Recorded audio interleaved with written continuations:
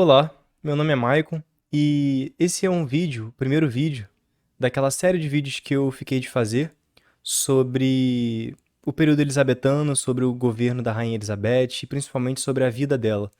E estudar a vida de um príncipe, o governo de um príncipe, né, de um monarca, porque um monarca, né, nesse sentido masculino mesmo, ainda que seja a Elizabeth, porque ela referia a si mesma constantemente como um príncipe, no sentido masculino mesmo, no significado masculino da palavra, do conceito, e como um monarca também, já que ela tentava tirar proveito desse significado do tempo dela, que tinha o conceito de príncipe no sentido masculino mesmo, já que, por exemplo, muitas vezes só se recebia educação humanista quem era homem, né? Príncipes, herdeiros ao trono, homens.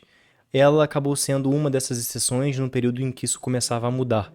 Então, assim como o irmão dela, Eduardo, ela recebeu educação humanista também e falava muitas línguas, ela era muito erudita. Eu vou falar sobre isso de novo mais pra frente, ainda nesse vídeo. Então, estudar a vida de um príncipe, a vida de um monarca e o governo dele, a vida pessoal dele, significa ter acesso, ter contato a grande parte da história daquela nação durante esse período em que esse monarca ou essa monarca, né, esteve no poder.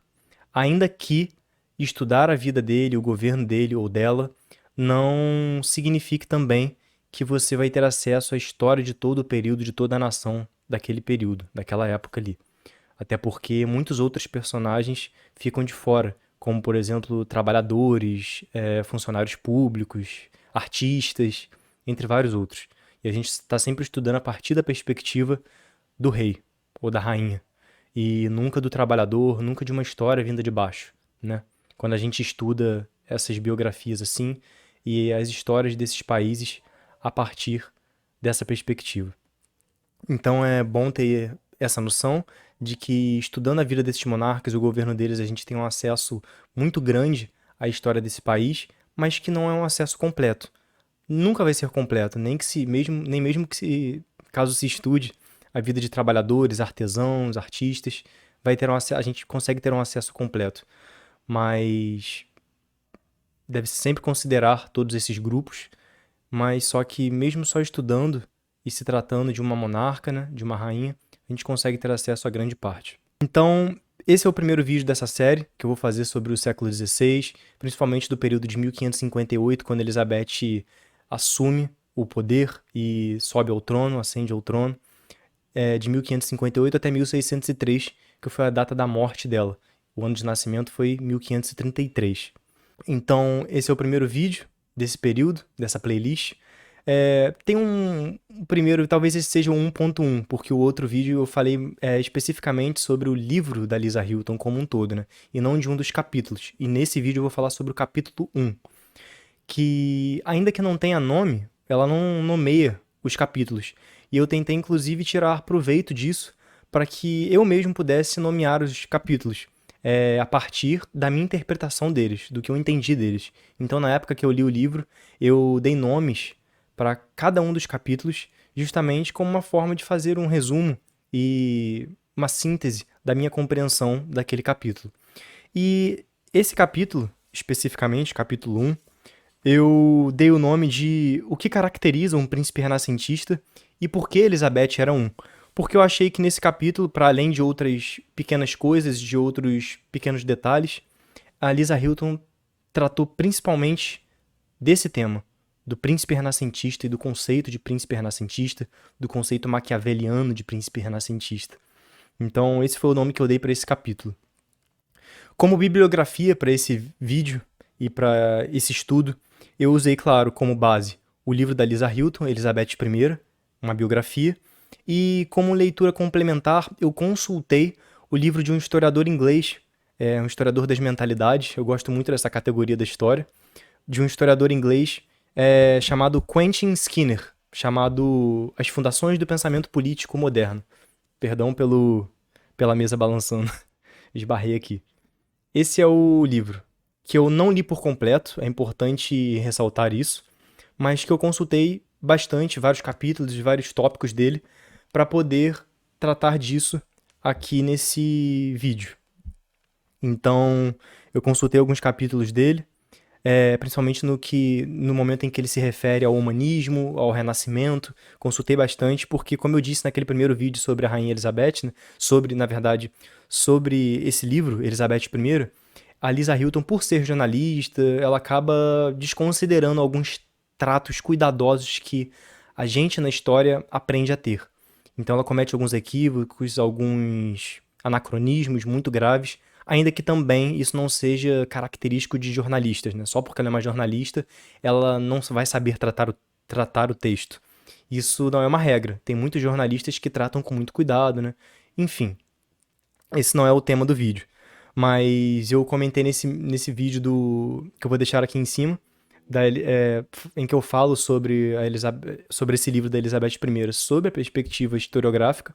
Eu comentei que ela comete alguns desses erros, né, em relação à historiografia, e por isso eu achei necessário, achei importante, fazer uma leitura complementar, né, ler uma leitura paralela, junto com um livro de um historiador já consagrado, que é o Quentin Skinner. Esse livro aqui sobre as fundações do pensamento político moderno. Justamente para poder embasar e justificar algumas das afirmações que a Lisa Hilton faz. E eu percebi que, pelo menos nesse capítulo 1, muitas das afirmações, para não dizer todas, né, porque é difícil analisar cada uma das afirmações dela, mas muitas dessas afirmações que ela faz no que diz respeito a Elizabeth I, no que diz respeito ao conceito de renascimento, no que diz respeito ao conceito maquiaveliano de príncipe renascentista, ela faz afirmações muito precisas, muito corretas, é uma pesquisa muito correta, e ela também consultou, para esse capítulo 1, que eu vi nas notas dela, um historiador muito consagrado também, um historiador italiano do Renascimento e do Humanismo, chamado Eugênio Garim, que eu já estudei na época em que eu comecei a fazer uma parte de História Moderna na faculdade. Eu acabei não concluindo, porque eu precisei, nesse meio tempo, trocar de faculdade, enfim. Mas o pouco que eu estudei sobre História Moderna, que eu iniciei nessa outra faculdade, eu estudei o Eugênio Garim, e é um historiador muito importante para esse conceito de renascimento, de humanismo, e ela consultou o Eugênio Garim, consultou as obras dele, O Homem do Renascimento, e usou como base para as afirmações que ela fez aqui nesse primeiro capítulo. Então isso deu ainda mais base, né, para as afirmações que ela fez, no que diz respeito à conceituação. Então, esses foram os dois principais livros que eu usei. Se houver algum outro site que eu possa colocar aí de complemento na descrição, eu vou colocar, porque tem muitos sites dedicados à família Tudor como um todo, à Inglaterra elizabetana, à Inglaterra do século XVI. Tem muitos sites sobre isso, ingleses, americanos, né? Sites inteiramente em inglês, em língua inglesa. Então, eu posso eventualmente colocar na descrição também, mas só para que vocês saibam, eu usei esses dois principais livros como base para falar disso. E como vocês já devem ter notado, esse vídeo talvez fique um pouco grande. Então, esses dois livros são os principais de base. E para começar, eu queria fazer uma breve caracterização, uma breve definição do que seria esse príncipe renascentista que a Elizabeth fala aqui no livro, e do que a Lisa Hilton, aliás, perdão, fala aqui no livro, e também de por que a gente pode considerar a Elizabeth I esse príncipe renascentista. Ela fala que, para além de outras coisas, a própria Lisa Hilton, inclusive, me parece ter uma certa dificuldade a dar uma definição direta e objetiva sobre o que é um príncipe renascentista. E não necessariamente essa dificuldade que ela tem é um problema dela, uma limitação intelectual dela ou algo do tipo, ou limitação nas pesquisas dela. Talvez porque o conceito seja, de fato, difícil de ser definido num sentido objetivo da coisa. Então, é normal que talvez ela tenha tido essa dificuldade, porque me pareceu lendo a obra dela, que é um conceito difícil de se dar uma definição objetiva. Mas, para além de outras coisas, você pode dizer que um príncipe renascentista é aquele que adere à nova ciência, a chamada nova ciência, que nasce ali com o humanismo, com o renascimento, né? A nova ciência, novos métodos de pesquisa, novas formas de se olhar para a natureza, tendo muito como base as obras clássicas de autores gregos. Então, um príncipe renascentista, além de ser um grande adepto da nova ciência, ele também trabalha com um novo conceito, um novo significado de Estado, uma nova forma de enxergar o que é Estado, uma nova aceitação, uma nova concepção de Estado. E um príncipe renascentista é aquele príncipe que consegue juntar realeza cavalheiresca com estatismo. O que são esses conceitos? A realeza cavalheiresca é um conceito, pelo que eu vi da Lisa Hilton, da própria Lisa Hilton, que é muito impregnado e, de fato, ela tem embasamento para isso, nos governos, nos reinos da Idade Média, por exemplo, em que se usava muito a moral cristã para poder tomar decisões e não havia necessariamente um conflito entre justiça e conveniência. Inclusive, ela fala sobre isso aqui no livro dela. Então, você às vezes fazia certos julgamentos ali na Idade Média, reis da Idade Média faziam certos julgamentos, e eram amparados por esse sistema cristão, eram amparados pela igreja. E não necessariamente isso era um problema, né? Eles conseguiam esse amparo cristão, esse amparo institucional da igreja, mas isso também não significa que eles não errassem. Pelo contrário, eles erravam, mentiam, cometiam injustiças, mas quando isso acontecia, eles eram muito penalizados ali pela igreja, eram muito penalizados pela reputação deles e etc. O estatismo já é um pouco diferente, já é um conceito mais dominante na modernidade, a partir ali do século XVI, onde começa esse reavivamento das novas obras clássicas, esse renascimento do homem. É um conceito que diz respeito à manutenção e administração do Estado. Então é um conceito, esse estatismo, é uma nova forma de se aderir ao Estado, uma nova concepção de Estado, está muito ligado e muito influenciado pelas obras de Maquiavel, pelo Príncipe principalmente, sobre os discursos também, né? Uma outra obra de Maquiavel. Então, a obra de Maquiavel, ela data de 1513, o Príncipe principalmente. Inclusive, eu falei no primeiro vídeo que eu fiz sobre Elizabeth que O Cortesão de Castiglione, de Baldassare Castiglione, e O Príncipe de Maquiavel são obras que complementam muito a leitura desse livro da Lisa Hilton.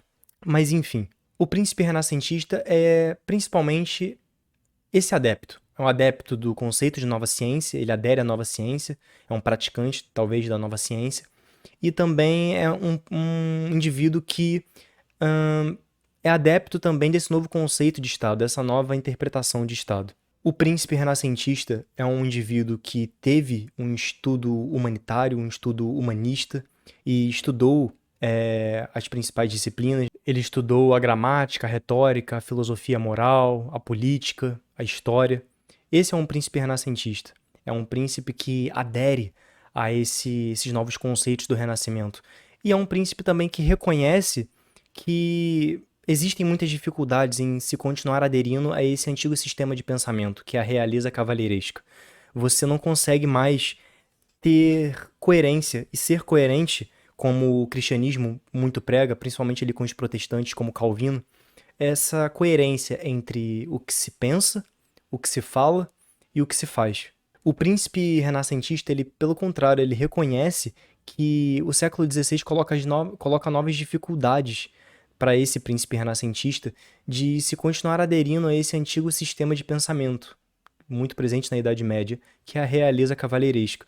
Pelo contrário, ele precisa aderir ao estatismo, que está muito influenciado pelas ideias maquiavelianas, que é justamente você reconhecer que não se pode sempre agir com moralidade e, por exemplo, ter essa coerência entre o que se fala, o que se transmite para uma pessoa no privado e o que se faz na prática.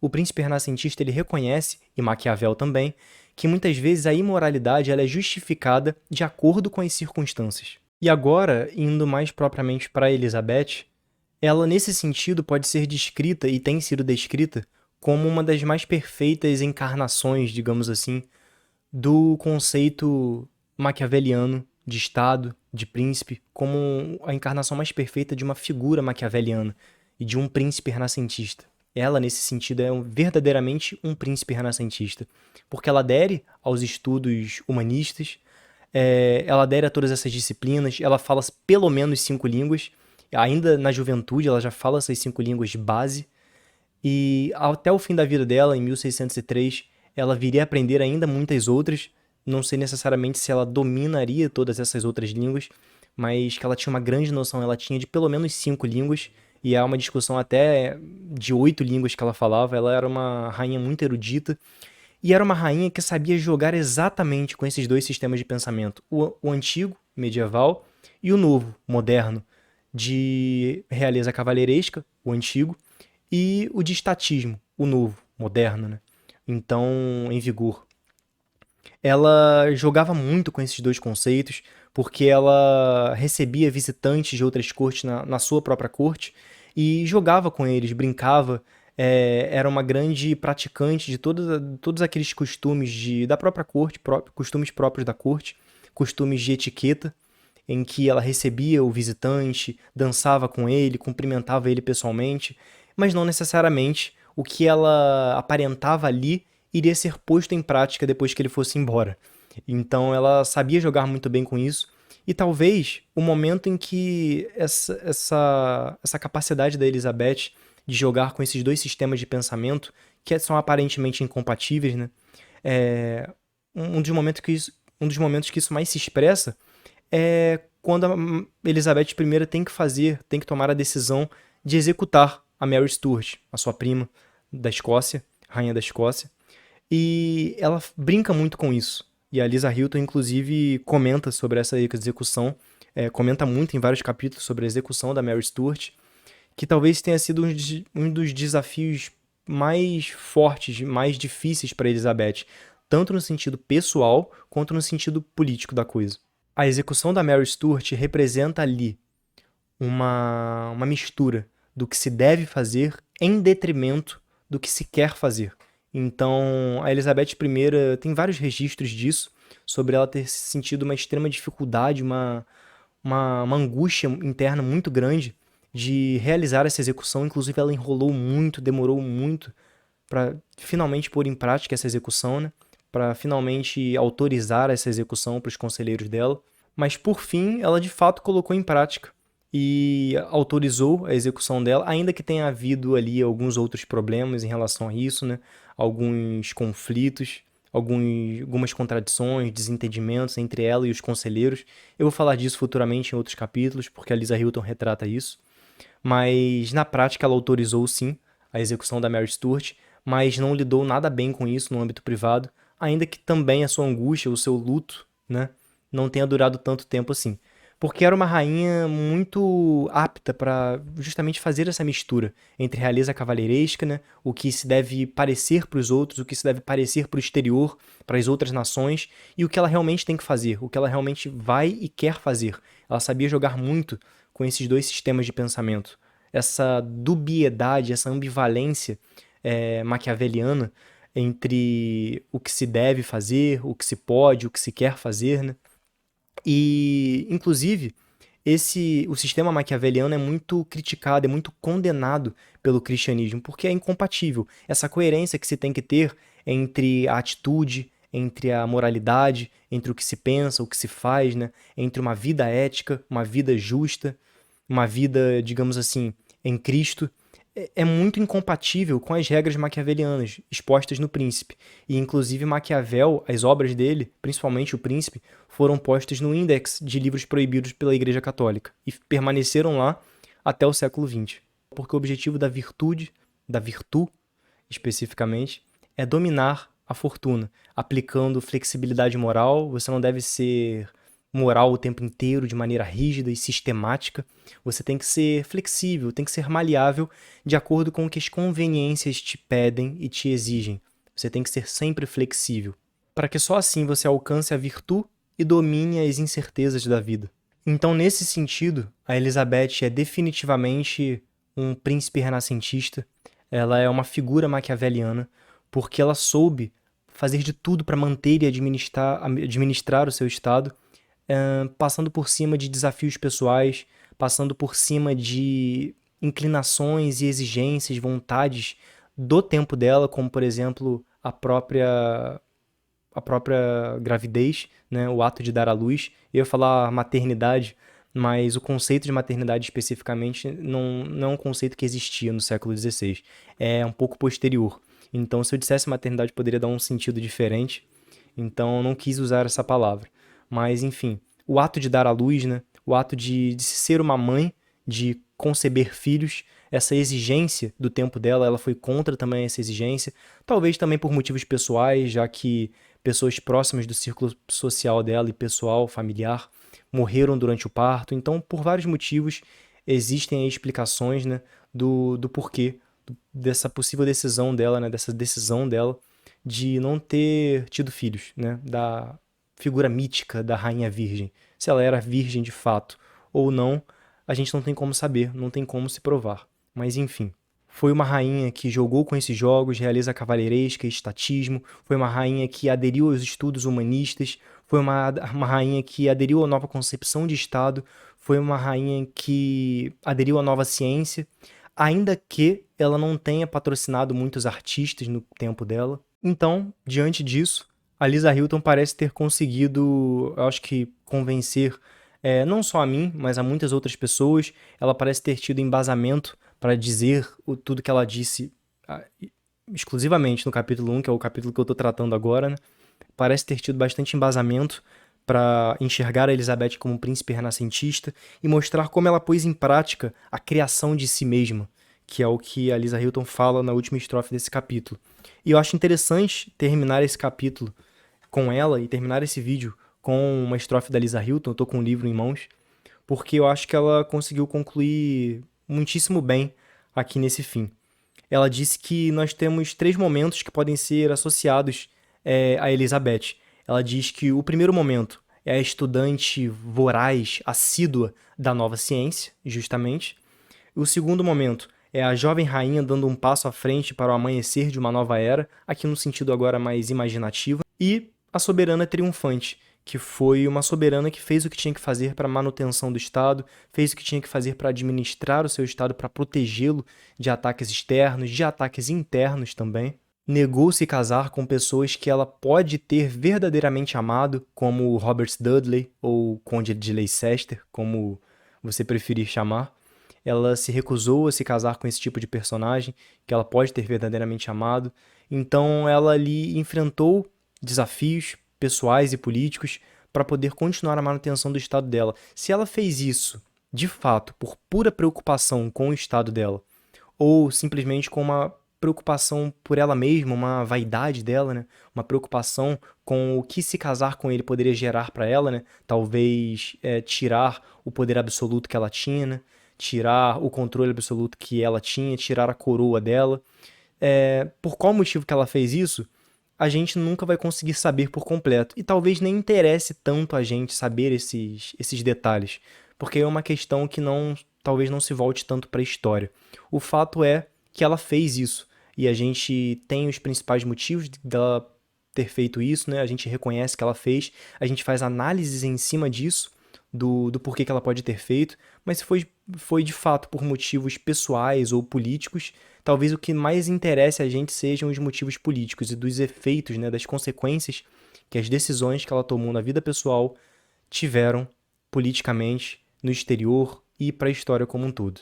Era isso que eu tinha para falar nesse vídeo, sobre esse capítulo 1. Eu acho que a Lisa Hilton sintetizou bem.